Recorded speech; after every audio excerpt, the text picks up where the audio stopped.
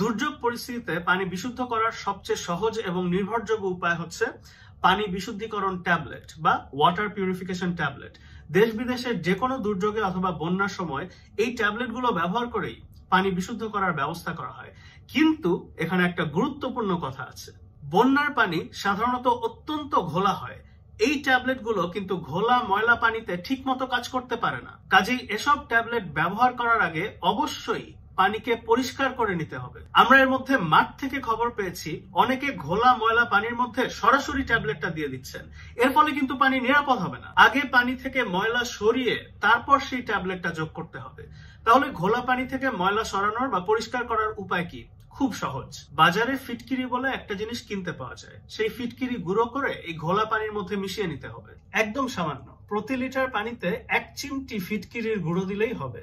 মানে একটা কলসের মধ্যে যদি 20 লিটার পানি থাকে, সেখানে মোটামুটি আধা চামচ ফিটকিরির গুঁড়ো বা পাউডার দিয়ে দিলেই কাজ হয়ে যাবে। তো এরপর পানিটাকে একটু নেড়ে যদি আধা ঘন্টা 1 ঘন্টা রেখে দেন, দেখবেন তার মধ্যে পানির সমস্ত ময়লা একদম তলানি হয়ে পাত্রের নিচে জমা হয়ে গেছে। এরপর উপরের পরিষ্কার পানিটাকে অন্য একটা পাত্রে ঢেলে নিলেই হবে।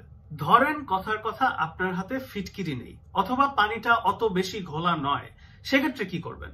সেক্ষেত্রে যেটা করতে পারেন, যে কোনো কাপড়, মোটামুটি পরিষ্কার কাপড় হলেই হবে, শাড়ি লুঙ্গি গামছা যাই হোক না কেন, সেটাকে 4 ভাঁজ করে কলসের মুখে আটকে নেবেন। তারপর এই কলসের মধ্যে পানি নিলে এই কাপড়ের ছাঁকনি দিয়ে পানি ফিল্টার হয়ে মোটামুটি পরিষ্কার হয়ে যাবে। কিন্তু কাপড়টা ভাঁজ করে দেওয়াটা কিন্তু গুরুত্বপূর্ণ। কমপক্ষে 4 ভাঁজ যেন দেওয়া হয়, না হলে পানি ঠিক মতো ফিল্টার হবে না। তো এই ফিটকিরি অথবা পানি অত ঘোলা না হলে কাপড়ের ফিল্টার, এই 2 উপায়ে ঘোলা পানিকে পরিষ্কার করা যায়। কিন্তু পানি পরিষ্কার চেহারা দেখে কিন্তু খেয়ে ফেলবেন না। এই পানি এখনো বিশুদ্ধ বা নিরাপদ কিছুই হয়নি। পানি চোখে দেখে পরিষ্কার লাগলেও এর মধ্যে অসংখ্য রোগ জীবাণু গিজগিজ করছে। এই পানি পেটে গেলে আপনার বাচ্চার অসুখ হতে পারে। সেজন্যই এই পরিষ্কার পানিকে এবার জীবাণুমুক্ত নিরাপদ করতে হবে, যার জন্য ওই পানি বিশুদ্ধীকরণ ট্যাবলেট বা ওয়াটার পিউরিফিকেশন ট্যাবলেট গুলো দরকার, যেটার কথা ভিডিওর প্রথমে বলছিলাম। বাজারে এরকম বিভিন্ন জাতের ট্যাবলেট পাওয়া যায়। অ্যাকোয়াট্যাব আর হ্যালোট্যাব দুটো উদাহরণ।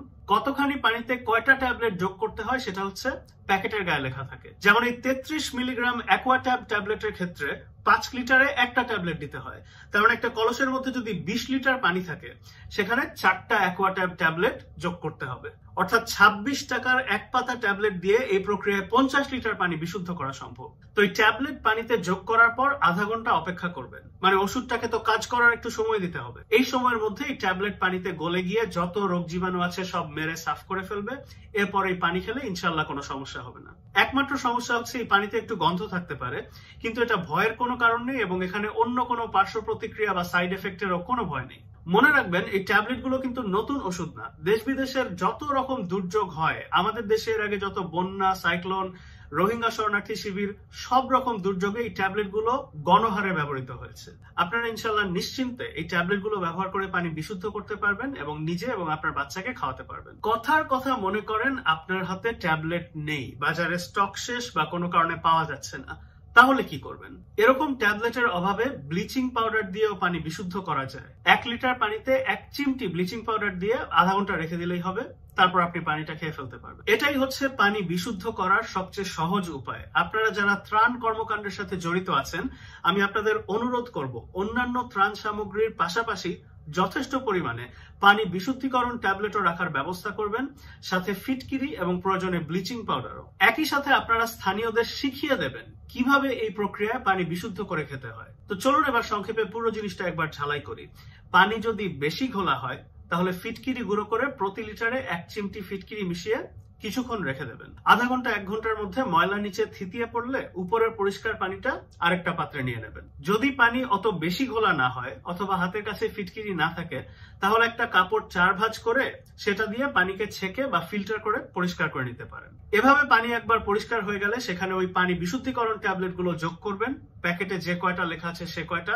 ট্যাবলেট না থাকলে ব্লিচিং পাউডার প্রতি লিটারে 1 চিমটি। তারপর পানিকে আরো আধা ঘন্টা রেখে দেবেন, ওষুধটা যাতে কাজ করার সুযোগ পায়। বাস, বিশুদ্ধ পানি। তো আমি এই ভিডিওতে যে কথাগুলো ভেঙে বললাম, সেগুলোই আইসিডিডিআরবির একটা ছবিতে সুন্দর করে সংক্ষেপে দেওয়া আছে। পাশাপাশি তারা একটা ভিডিও বানিয়েছেন যেখানে পানি পরিশোধনের প্রক্রিয়াটা হাতে কলমে দেখানো হচ্ছে।